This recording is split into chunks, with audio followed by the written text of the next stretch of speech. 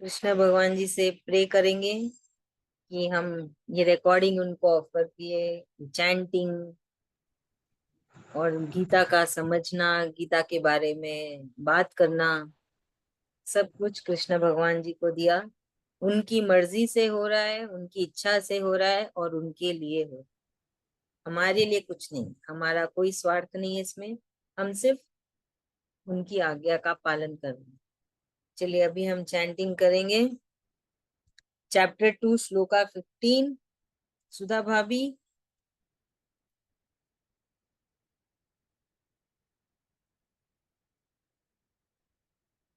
अच्छा, सुधा भाभी का कुछ नेटवर्क इश्यू है। सुधा भाभी चैंटिंग करेंगे।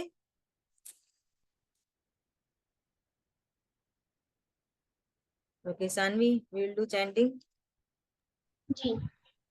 यम हि न यं हि न व्यथयन्त्येते व्यथयन्येते पुरुषं पुरुषं पुरुषर्षभ पुरुषर्षभा तम दुःख समदुःख सुखं धीरं सुखं धीरं सोमृतत्वाय सोमृतत्वाय कल्पते। कल्पते। श्लोका 16। नासतो नासतो विद्यते भावो विद्यते भावो ना भावो नाभावो विद्यते सतः। विद्यते सख उभयोरपि उभयोरपि दृष्टोऽन्तस् दृष्टोऽन्तस् त्वन्य त्वनयोस्तत्त्व त्वनन्योस्तत्त्वा दर्शभिः। दर्शभिः। श्लोका 17। अविनाशी तु अविनाशी तु तद्विद्धि तद्विद्धि येन सर्वमिदं येन सर्वम् ततं इदं ततं विनाशमव्ययस्यास्य विनाशमव्ययस्यास्य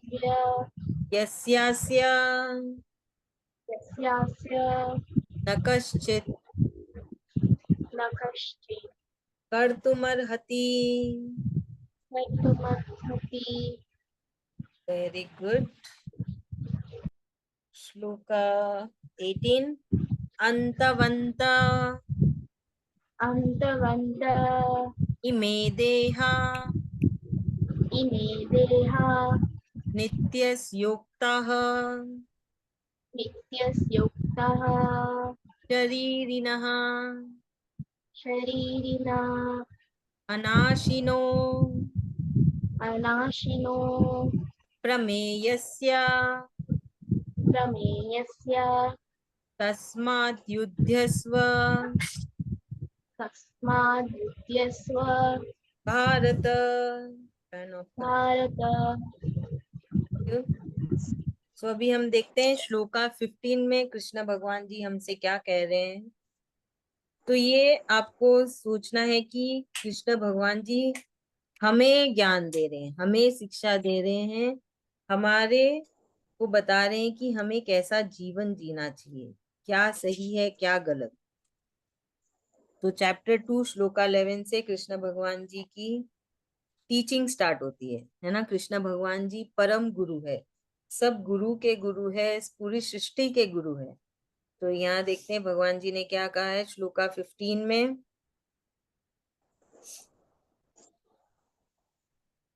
कृष्ण भगवान जी अर्जुन को कह रहे हैं कि तुम बहुत ही ज्ञानी इंसान हो, तुम बहुत ही शूरवीर हो। तो हम देखते हैं कि कृष्ण भगवान जी थोड़ी थोड़ी देर में अर्जुन को उसको एहसास दिला रहे हैं कि तुम साधारण इंसान नहीं हो, तुम में बहुत खूबियां हैं, है ना। अर्जुन बहुत ज्ञानी था, शूरवीर था, बहुत ही क्या कहते हैं सात्विक इंसान था, उसमें दया थी, भक्ति थी। तो भगवान जी उसको बार बार याद दिलाते हैं उसकी तारीफ करके, है ना। जैसे हम भी अपने से छोटों को उनको एहसास दिलाते हैं, हाँ कि देखो तुम में ये अच्छे अच्छे गुण हैं, तुम इसमें है ना बहुत अच्छे हो। वैसे ही भगवान जी भी अर्जुन को कह रहे हैं कि तुम बहुत ही अच्छे इंसान हो। और कृष्ण भगवान जी इस श्लोका में कह रहे हैं कि जो इंसान जो इंसान सुख दुख, है ना, हमारे जीवन में सुख भी आता है दुख भी आता है, तो भगवान जी कह रहे हैं कि जो इंसान सुख दुख से परे हो जाता है, मतलब वो इंसान है ना नॉर्मल रहता है। ऐसे नहीं कि सुख आया तो बहुत सुखी हो गया, बावला हो गया, गीला हो गया, सुख में ना सब कुछ भूल गया, और दुख आया तो इतना दुखी हो जाए कि दुख के मारे डिप्रेशन में चला जाए, बहुत बीमार हो जाए। वैसे नहीं होना है, हमें ऐसा रहना है, सुख दुख तो जीवन में आते जाते रहेंगे, हमें नॉर्मल रहना, उसको हमें से ना जो हमारे पास आते हैं उसको झेलने की शक्ति होनी चाहिए। और उसको ऐसे ले कि ठीक है, सुख आएगा दुख जाएगा। जैसे अभी दिन होता है, तो क्या दिन को देख के आप बहुत खुश हो जाते हैं, उछलते हैं, अरे दिन हो गया, सूरज भगवान आ गए, दिन हो गया, रात खत्म हो गई? नहीं। और अगर रात आ जाए तो आप क्या बहुत दुखी हो जाते हैं, अरे रात आ गई, क्यों दिन चला गया?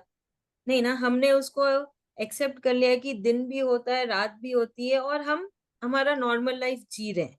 वैसे ही कृष्ण भगवान जी कह रहे हैं कि हमें सुख दुख को भी ऐसे ही अपनाना चाहिए, कि सुख आएगा दुख आएगा, वो तो जीवन के दो पहलू है, दोनों साथ साथ चलते हैं, सुख आया तो दुख भी आएगा, दुख आया तो सुख भी आएगा।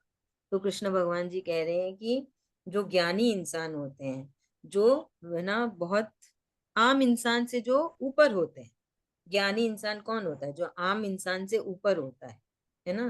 तो वो लोग इस चीज को बहुत अच्छे से समझते हैं और उससे प्रभावित नहीं होते हैं, सुख में एकदम बावले नहीं हो जाते, दुख में एकदम दुखी नहीं होते। उनको पता है ये सुख आया तो जाएगा भी, ये दुख आया तो वो भी जाएगा। जब ये इंसान इस चीज को समझ लेता है, फिर उसका भी उसको फल मिलता है।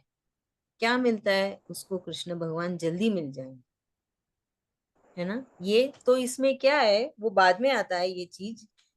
असल में कृष्ण भगवान जी उनके ही गुण बता रहे हैं, जो हमको ये सब गुण समझ अभी कृष्ण भगवान जी बता रहे हैं एक एक करके, ये सब भगवान जी के खुद के गुण हैं।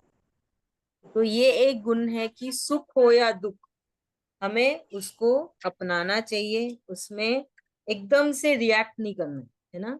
एकदम से है ना, जैसे अभी दुखी हो गए तो ऐसा नहीं आप दुखी हो, परेशान हो, चिल्ला रहे हो, गुस्सा कर रहे हो, ऐसे नहीं। शांति से उस दुख को समझो, उससे ऊपर उठो। तब जब एक इंसान इस लेवल पे पहुंच जाता है तो वो आम इंसान नहीं कहलाता है, वो ज्ञानी कहलाता है। और उसका भी उसको फल मिलता है, वो उसको मोक्ष, वो मोक्ष के लायक है अभी, वो इंसान अभी मोक्ष के लायक है। तो मोक्ष क्या है? मोक्ष है कि कृष्ण भगवान जी को पा लेना, कृष्ण भगवान जी में समा जाना, वही मोक्ष है। मोक्ष का मतलब क्या होता है? ऐसा थोड़ी कि आपका प्रमोशन हो रहा है, आपको बहुत बड़े गाड़ी बंगला सब मिल जाएगा। उसका ये मतलब है जो हमारे अंदर जो आत्मा है वो जाके कृष्ण भगवान जी में लीन हो जाएगी, उसको कृष्ण भगवान जी खुद मिल जाएंगे। ये तो नेटवर्क पूरा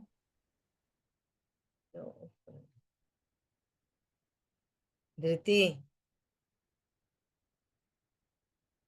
धृति